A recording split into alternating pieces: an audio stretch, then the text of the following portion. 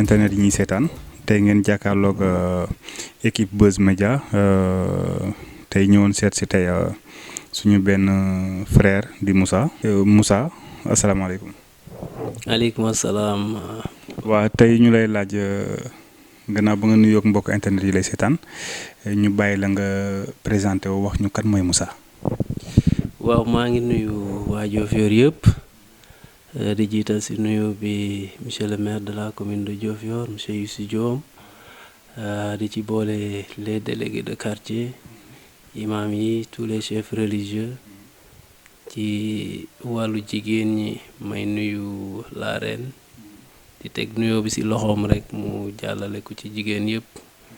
voilà di nuyu jeunesse su Diofior bi rawatina waa UNIDEF mouvement union pour le développement de Diofior nga xamante ne dama si yëngatu voilà góor ak jigéen mag ak ndaw maa ngi nuyu ñëpp daal. waaw gannaaw bi ngeen nuyoo mbooloo mi lay seetaan nuyu waa dëkk bi nuyu monsieur le maire de la commune de Diofior tey kan mooy Moussa.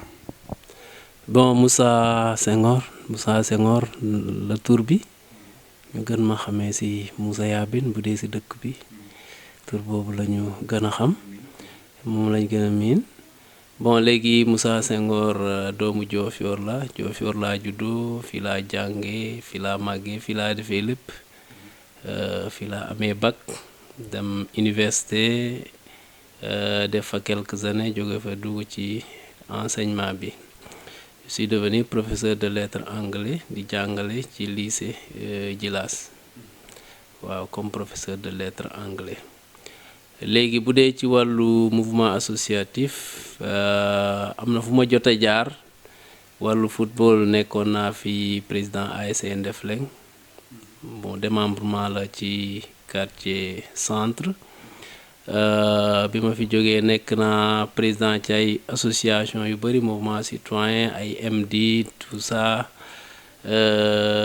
instant yi maa ngi UNIDEF comme administrateur boo xam nga UNIDEF nag dafa nekk association boo xam ne ba léegi kenn structuré wu ko bon c'est un mouvement qui est arrivé de manière spontanée comme ça ñu yëngatu rek uniquement ci développement Diofior chaque fois que de besoin dañuy teew waxtaan indi problème yi teg indi ay solution bon jot naa aussi jaar ci benn association bu ñuy wax d'ailleurs maa ngi ci ba léegi maa nekk secrétaire général bi UBEC Union pour le bien-être du consommateur boobu tamit association la nekk ci Diofior nekk aussi association bu am solo boo xam ne réglé na fa ay problèmes yu bari ci wàllu mutualité également man maa nekk le coordonnateur départemental de la mutuelle de santé des agents de l'État voilà ci département Fatick bi donc de manière résumée loolu daal mooy jaar-jaar yi taxul mu bëri nag waaye ñu ngi jéem daal. léegi gannaaw loolu Moussa ñuy wax macha allah yàlla na la yàlla jëmale kanam par rapport ak programme yi nga am ak mbébét yi nga am pour sa bopp ak pour dëkk bi. Moussa ñu gis la tout récemment ci benn chaîne télévision muy TFM nga xam ne bëri na ñi la seetaan ñu nga doon wax ci problème mu santé bi donc Diofior am problème mu centre de santé. tout récemment ndax bâtiment bi yàgg na junjukaay yi amatul médecin yu mot loolu yëpp ñu gis ko ñu gis leen mouvement UNIDEF si je pense que c'est parti boobu nga doon waxee lan mooy coole exactement. voilà donc sortie boobu ngeen gisoon TFM la woon def nañ beneen sortie ITV ci cadre UNIDEF ba léegi Union pour le développement de Diofior di mouvement citoyen boo xamante ne daanaka jeune cadre Diofior yëpp a ngi ci voilà donc comme ni ma la ko waxee sànq dañuy agir souvent de manière spontanée rek bu problème amee dañuy jóg waxtaane ko trouver ay solution def nañ ko ci secteur yu bari affaire éclairage public jot nañ ko fi def nañ ko ci problème fiscalité bi waxtaan sensibiliser ci population bi def ko ci affaire police defoon ci marche ak tout ça instant bi ñu constaté woon comme tout le monde comme waa Diofior yëpp ne centre de santé Diofior dafa am ay problème yi nag du lenn lu dul bâtiment bi màgget na, ça menace ruine, nit ñi dañoo jàpp ne mën na daanu d'un moment à l'autre. Beneen problème bi mooy nit ñi daanaka dañuy daw centre de santé bi, jigéen yu bari surtout côté jigéen ñi dañuy bàyyi suñu centre de santé bi fii di dem Djilass, alors que normalement ci respect pyramide sanitaire ça devait être le contraire. Da ngay jóge ci poste de santé bu ñooñu amatulee solution ñu référé la ci centre de santé, bu centre de santé amatulee solution mu référé la ci hôpital, mais contraire bi xaw nañu jaaxal nit ñi di bàyyi centre de santé fii di dem ci ay poste de santé. ndax mën nañ xam li waral. Voilà, donc li ko waral du lenn lu dul bon ñun en tout cas ci suñu investigation dañuy waxtaan ak population yi di jàngat situation bi comme ñëpp gis nañ ne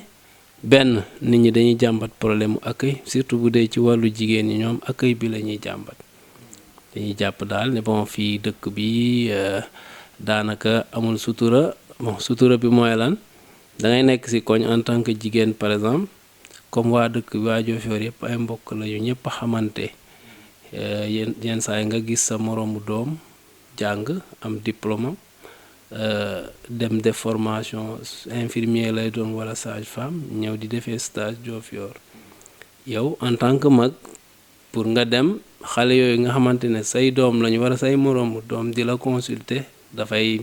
xaw a jur kersa daal ci ñoom, donc dañuy préférer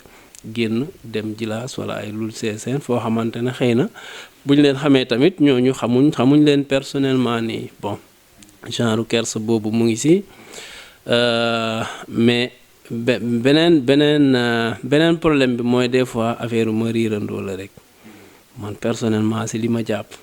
affaire ma riirandoo bokk na ci, parce que boo demee Djilass tey la plupart du temps ay matrone ñoo fay nekk, defe naa amul ay sage-femme, donc matrone yooyu la plupart du temps ak ay stagiaires fii lañ leen di former, donc ñi mënuñ leen di former ñooñu gën a aay ñi, loolu mënul nekk. Donc des fois nit ñi da ngay dégg ñu naan waaw ñee ñoo gën a aay. Bon Djilass mën naa nangu ne seen accueil mën na baax dans la mesure où c'est la formation des sœurs, ñoom bon c'est des religieux de sorte que accueil bi dañ ko jox cër bu baax a baax dañ ko farataal daal, donc accueil boobu mën na gën a baax bii nii bu centre de santé, mais gëwuma expertise bi ëppee foofu. Bon donc su ma nee ma riirandoo man côté boobu laay waxee. Voilà, donc qualité accueil bi da ciy bokk, le coût des médicaments aussi da ciy bokk, parce que bon fait c'est des sœurs, xëy na mën nañu am possibilité mission wala église bi je ne sais pas xaw ma nan laa koy waxee subventionné garab yi ba lépp loo waroon a am foofu à 10 000 15 000 boo defee 3 000 nga faj sa soxla. Donc ñu bari dañuy dem foofu parce que dañuy gis ne da ngay am sa malade yor benn 5000 paas ci dem def ci say analyse def ay consultation et malgré tout ça da ngay ñibbi waa da ngay indaale weccet quoi, alors que fii da ngay am sa malade pour benn enzyme wala yu demee noonu nga dépenser ay 15 000 16 000. Donc loolu de manière résumée gis naa ne daal moo tax nit ñi di xaw a daw centre de santé bi di dem ci yeneen. mais suñu waxee centre de santé génn guñ ba léegi ci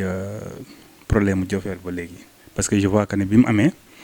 c'est à travers groupe UNIDEF, donc peut-être ñii comprendre nañ ñii comprendre ñu te donc comme da ngeen a ŋànk benn popularité jeunesse bi,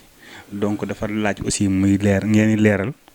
si y a des problèmes aussi au niveau de la commune, parce que tey dégg naa lu bëri ñu jàpp sax ne xëy na c'est un problème boo xam ne ça concerne monsieur le maire, dégg naa si yu bëri mel noonu te gis nga émission bi ma def ak Sidia, donc peut-être am na yu bëri yoo xam ne leeral na ko si wàllu lu bëri loo xam ne xamuñu ko woon, mooy que ne tey centre de santé bu Diofior bi donc nekkul lu Diofior kese moom, lu ay communes yu bëri bokk la. Donc lu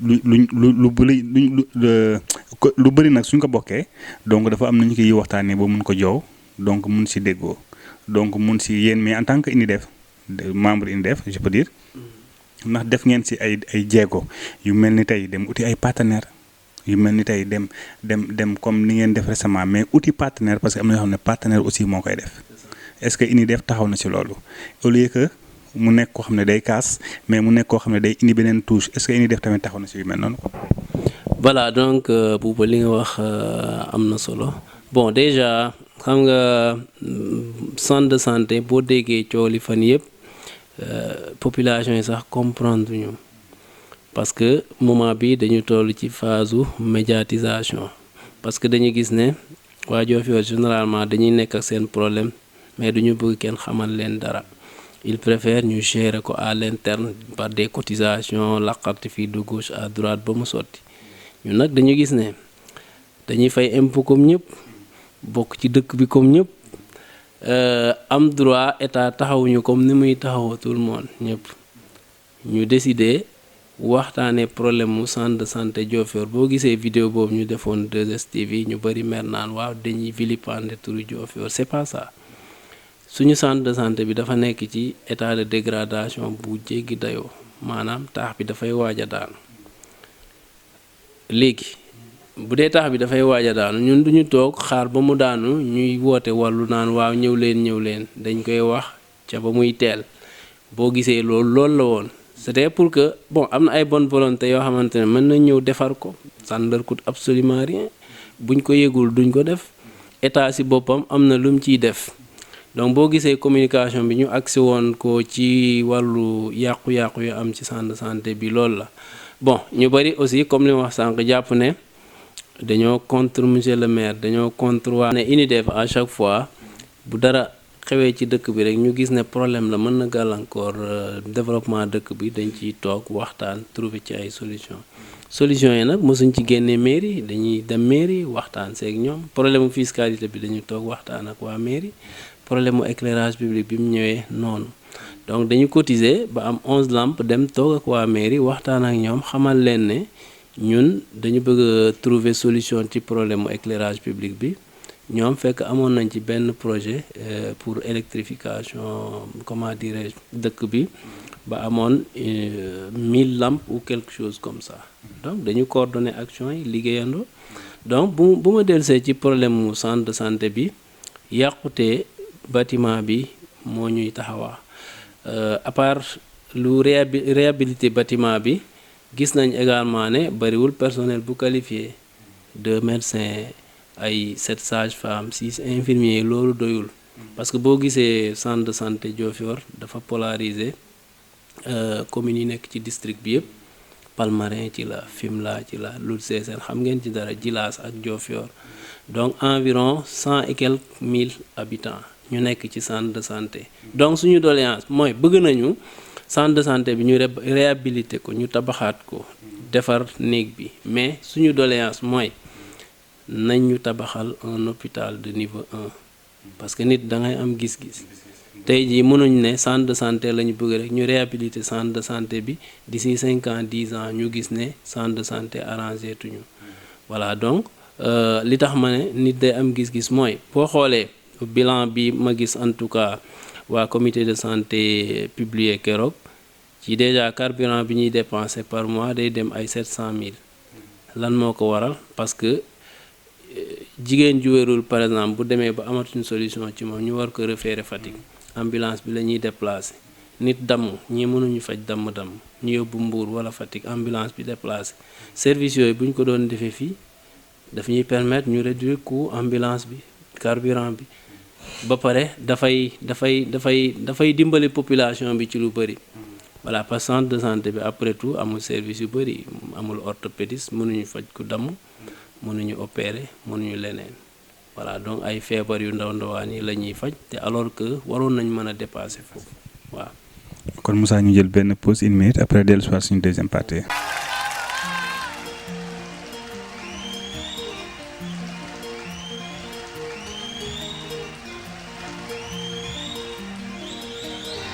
ñu ñëw suñu deuxième partie bi gannaaw bi ñu jëlee benn pause di ñëwaat Moussa si affaire toujours rek si problème hôpital bi te ban appel nga ci mën a def si problème hôpital bi tout ce qui s'est passé problème yi am manque de médecins yi fa am manque de junjukaay yi loolu yëpp tey lan moo si taxawaayu UNIDEF ak lan moo si taxawaayu Moussa en personne ak ban appel ngeen siy def. voilà donc fi may tëjee si problème mu centre de santé bi mooy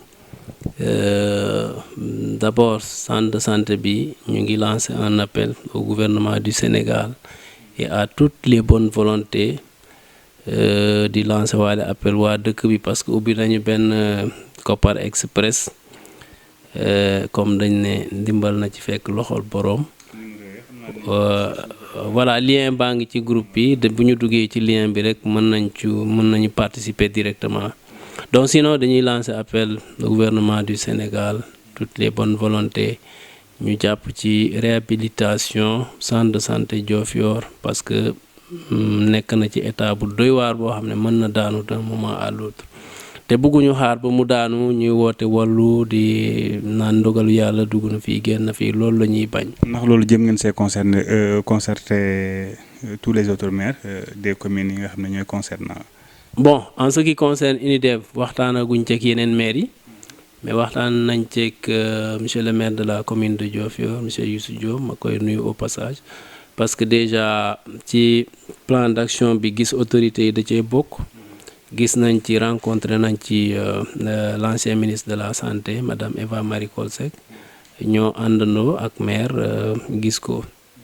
voilà donc sinon yéene bi loolu la woon jour boobu mu amoon empêchement mais après moom demaat na fa ba gis ko waxtaan ak moom ci même cadre bi voilà donc dañuy lancer appel daal mais li ñu gën a comment dire soxla tey jii nii mooy nañu tabax Diofior un hôpital de niveau 1 bu ñu bëggee fekk 10 ans 15 ans 20 ans dootuñ fi nekk di wax problème mu santé loolu mooy doon solution bi voilà exactement. je pense que ne état bi ak ñi ko ŋànk ñu ngi déglu Moussa ak vraiment appel bi mu def di si interpréter aussi ñëpp koo xam ne rek mooy am nga si mën nga see dimbale waa commune bi ak waa ñi ko ŋànk yëpp ñu ngi tàllal loxo ñëpp di ko ñaan ñëpp lu si waay mën a def rek na ko si def Moussa suñu avant dernière question laa ko mën a wax mooy Moussa tànk si biir wax dégg naa nga tudd mutuelle bi. tey mutuelle boobu est-ce que tey yaa ngi si def ay jéego yu waa dëkk bi yëgee seen bopp si côté mutuelle bi ak loo ci mën a wax daal loo xam ne tey nit ñi lay seetaan mën see mën a ñeme wala ba xëy na def collaboration ak yéen liggéey ak yéen. voilà donc mutuelle bi si wàllu mutuelle bi li ma si mën a wax mooy c'est la mutuelle de santé des agents de l'État ñu koy wax MSAE mutuelle bi nag fonctionnaires yi lay adhérer. boo nekkee fonctionnaire mën nga ci adhérer voilà donc ma jëloon coordination bi au mois d'août septembre dernier li tax nag mooy dama gisoon ne mutuelle bi boo xoolee dans le département de Fatick zone Diofior bi ñoo ci ëpp ci mutuelle bi zone Diofior bi ñoo ci ëpp parce que mutuelle bi bu dee mu ngi nekk vers les 1200 adhérents et tous les 900 sont du côté de Diofior mais bon ñeneen ñoo ko doon gérer ma ne comme ñun ñoo gën a représentatif pourquoi pas ñu dem élection comme ñëpp fexe yor ko gérer ko comme il se doit parce que après tout dañu gis ne ni muy doxee mën nañ ci contribuer ba mu gën a ñoŋ daal donc résultat yi ñu ci mën a def mooy bien avant ñun ñuy ñëw mutuelle bi ci ay IEF ak IA lañ ko doon loger léegi fi ñu toll nii mutuelle bi mu ngi de fonctionner ci ay guichet Diofior am na guichet ñu recruter fi benn agent boo xam ne doomu Diofior la au moins benn recrutement dara la am na ci salaire di ci tedd ak njabootam c'est quelque chose. Fatick ñu ngi fay waaj a ubbi agence déjà agence bi démarré gul carrément mais guichet baa ngi fonctionner. donc loolu nekk peut-être ay réalisations yoo xam ne jot nañ ko def entre-temps voilà donc de manière résumée foofu la ñu toll ci affaire mutuelle bi sinon ñuy wax les fonctionnaires muy enseignants gendarmes sapeurs pompiers policiers ñu jéem a adhérer ci mutuelle bi parce que njëriñ kese la day ñëw en complémentarité ci wàllu paj mi daal voilà donc ci wàllu mutuelle bi loolu la. ñu ngi en tout cas def suñu kéemtalaay kattan pour fi ñu ko fekkoon daal ñu yóbbu ko ay pas yu bari ci kanam te ñu ngi ci tànk yooyu voilà. Merci Moussa. Une dernière question. Deuxième partie toujours yéen a ngi si seen émission Actu Yoff donc di si remercier aussi suñu caméraman bi cadreur bi di Ousmane Sarr Moussa ñu dellu si waat suñu dernière question c'est tey Moussa ak politique parce que ku wax UNIDEF quand même xam na ne si biir UNIDEF politique am na lu ñu ci ëmb lu bëri loo xam ne peut-être on peut dire 80% donc tey seen i mbébét ndax Moussa pare na tey pour jël commune bi si ay loxoom mën ko yóbbu ci kanam wala. Bon Boubacar bon déjà damay préciser ne UNIDEF nekkul un mouvement politique. non lu tax nga ne du mouvement politique. Bon UNIDEF du mouvement politique parce que bon soubassement bi c'est à l'origine c'était pas un mouvement politique c'est juste un mouvement citoyen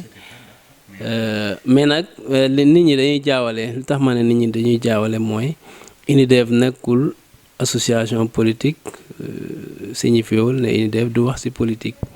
parce que après tout politique c'est la gestion de la cité rek léegi yow mënoo nekk un jeune cadre wala nga nekk intellectuel nekk ci biir dëkk bi ne doo wax ci actualité politique bi la donc xëy na UNIDEF li muy def ci wàllu politique avant local yi par exemple invité nañ candidat yu bari laaj leen seen programme lan la ñu jot a def ci dëkk bi ak fu ñu bëgg a yóbbu dëkk bi j'espère que loolu taxul UNIDEF nekk nag association politique bari na ay politiciens nag mais nag li tax ma ne du association politique mooy tey jii